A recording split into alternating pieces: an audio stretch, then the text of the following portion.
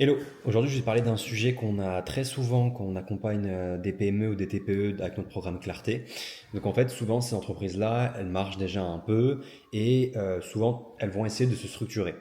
Le problème c'est que en cherchant à se structurer, elles vont essayer de mettre en place de l'IA, de l'automatisation, parce que c'est un peu le truc tendance et c'est vrai que c'est pas mal et c'est fonctionnel. Le problème que tu as souvent quand tu cherches à faire ça, c'est que peut-être que tu n'es pas encore structuré. Et en fait, comment tu peux le savoir ça? C'est tout simplement en te posant une question.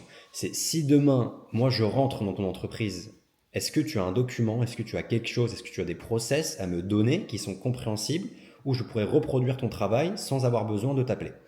Donc, pour t'illustrer tout ça, en fait, vraiment, imagine que voilà, demain tu partes une semaine en vacances, tu pars 2 semaines ou tu recrutes quelqu'un.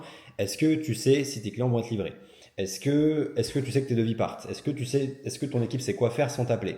Si c'est pas le cas, ça veut dire que tu as peut-être des process ou peut-être que tu n'en as pas, mais si tu les as, c'est dans ta tête. Et là, c'est très important de les mettre sur un papier, de les mettre sur un miro, de les mettre sur l'outil que tu veux, mais vraiment de chercher à les mettre. En fait, tu vas te dire que ton process existe, mais en fait, c'est purement des habitudes. Euh, Si quand tu expliques ton process, si je te pose la question, ok, quel est ton process quand tu signes un client et que tu me dis, ouais, bah ça dépend, ça varie, c'est en fonction d'eux. Le en fonction d'eux, il est bien quand c'est que toi qui gères ton projet, qui gère ton business, parce que tu as tout ça dans ta tête. Mais déjà de un, tu peux parfois trop varier. Imaginons que tu as un client X, tu dois faire ça, un client Y, tu dois faire ça. Peut-être parfois tu vas te tromper, inverser les deux, ou encore une fois l'inverse. Si jamais une autre personne en rejoint ton équipe, tu vas sûrement te dire, ok, bah oui, bah ça dépend, tu fais ci quand il faut faire ça, voilà, c'est pas quelque chose qui est forcément très clair et ça va marcher jusqu'à que tu sois seul. Quand tu seras plus seul, là, ça sera vraiment un gros problème. Et comme je te le marque ici, c'est pas un problème de compétence, ça veut pas dire que tu sais pas gérer ton entreprise, ça veut juste dire que c'est un problème de documentation. Ça veut dire qu'il faut vraiment que tu penses à noter tous tes process dans un document afin d'être sûr que si un jour tu recrutes quelqu'un, si un jour tu n'es pas là, ou même rien que pour toi, histoire de vraiment de bien comprendre ton process, là, au moins, tu sais que tu as une trace écrite, une trace en Google Docs, ce que tu veux encore une fois, et au moins, c'est très pertinent. Donc, je te donne un exemple. Nous, on a accompagné 3 boîtes là-dessus. Donc, je t'en ai pris trois PME, 3 indépendants aussi, où on a eu ce cas-là. Donc là, comme tu vois, je t'ai mis le cas d'une boîte dans le service. Donc, c'était une agence. Eux, en fait, ils avaient des devis qui dormaient dans leur pipeline, tout simplement pas parce que ces commerciaux n'étaient pas bons, mais simplement parce qu'en fait, chaque commerciaux travaille à sa manière. Alors oui, ils avaient le même CRM, oui, ils avaient tout ça, mais le problème, c'est que ces commerciaux-là, quand ils arrivaient dans cette entreprise-là, on leur expliquait que bien sûr, il faut signer des devis, il faut être courtois au téléphone, voilà, les choses classiques, mais par contre, concrètement, comment ça marche, ça, ils n'avaient pas tout ce document-là. Pareil pour un coach sportif qui faisait des relances sur WhatsApp. Ok, c'est bien, il fait des relances sur WhatsApp, c'est très pertinent comme canal. Le problème, c'est que il n'a pas marqué, il n'avait pas de OK quand je onboard un nouveau client, je lui envoie ce message WhatsApp à tel temps, au bout de 2 jours, au bout de 3 jours. Et comme tout ça, ça reste dans sa tête, et bon bah, faut pas que j'oublie de faire ce WhatsApp là, ou peut-être se mettait juste simplement un rappel, bah, c'est quelque chose qui n'était pas fonctionnel. Et enfin, sur une partie plus e-commerce, donc tu vois, là je t'ai mis vraiment un cas avec 12 personnes, quelqu'un indépendant et 8 personnes, et sur la partie e-commerce, en fait, tout le monde gérait ça en même temps. Ça veut dire que à la fois, tu as une personne qui gérait pardon, le service client, à la fois qui gérait la relance, les mails. Donc voilà, c'est important bien sûr de structurer les process. Il faut aussi que chacun ait son rôle si jamais tu es plus de 2, 3 dans une équipe. Donc, pourquoi ça arrive? Tu vas me dire pourquoi. Parce qu'au début, c'est vrai, c'était aussi le cas pour nous. Quand tu démarres peut-être avec des amis, des collègues, etc. Quand vous êtes 3 pour échanger, c'est quelque chose qui est relativement simple. Le problème, c'est que quand ton équipe grandit, tout ça, ça reste dans ta tête. Et ce qui fait que toi, aujourd'hui, quand tu diriges ton entreprise, tu restes le point central au milieu. Et ça veut dire que tout est dans ta tête. Et quand une personne va avoir une question, va avoir un problème, elle va t'appeler, t'envoyer un message et te dire, du coup, bon, bah, comment je fais? Donc là, je t'ai mis, bien sûr, plus de vacances, plus de délégation, plus de scale. Alors, bien sûr, le but, hein, c'est pas de mettre en place des process pour que tu puisses partir en vacances, même si ça y participe.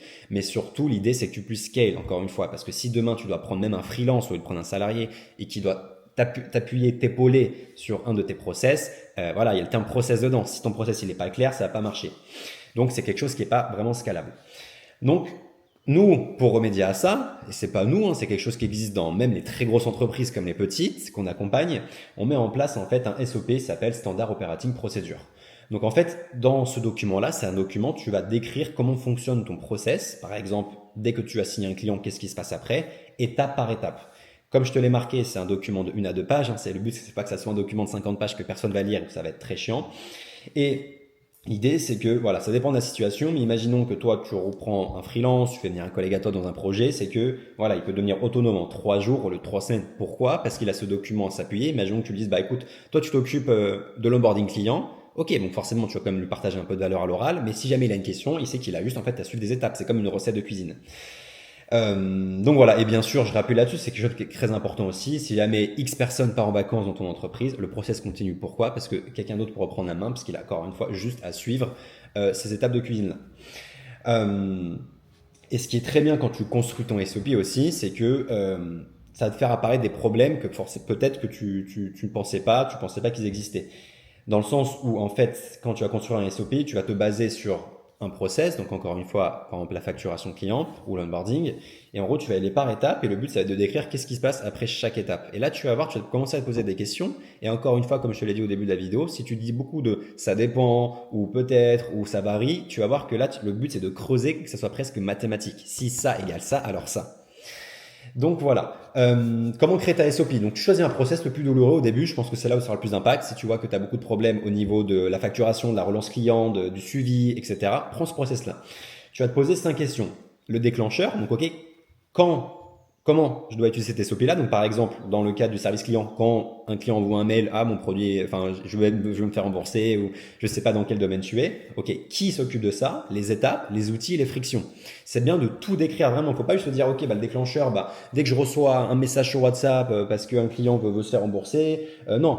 Il faut que tu vas plus loin. Ok, qui s'occupe de ça? Les étapes, par exemple, ça peut être bah alors, d'abord, je regarde le contenu, enfin le contenu de la demande, je vois qu'est-ce qu'il a acheté, qu'est-ce qu'il a commandé, et puis après, je vois ce que je peux lui faire répondre. Les outils, bon, là, dans ce cas-ci, ça peut être WhatsApp ou ton CRM si tu gères ça, et les frictions, c'est très important de mettre les frictions. C'est, par exemple, si jamais le client veut se faire rembourser, que pourtant il a ouvert le produit. Donc, peut-être tu vas te dire, bon, moi, je veux pas le rembourser.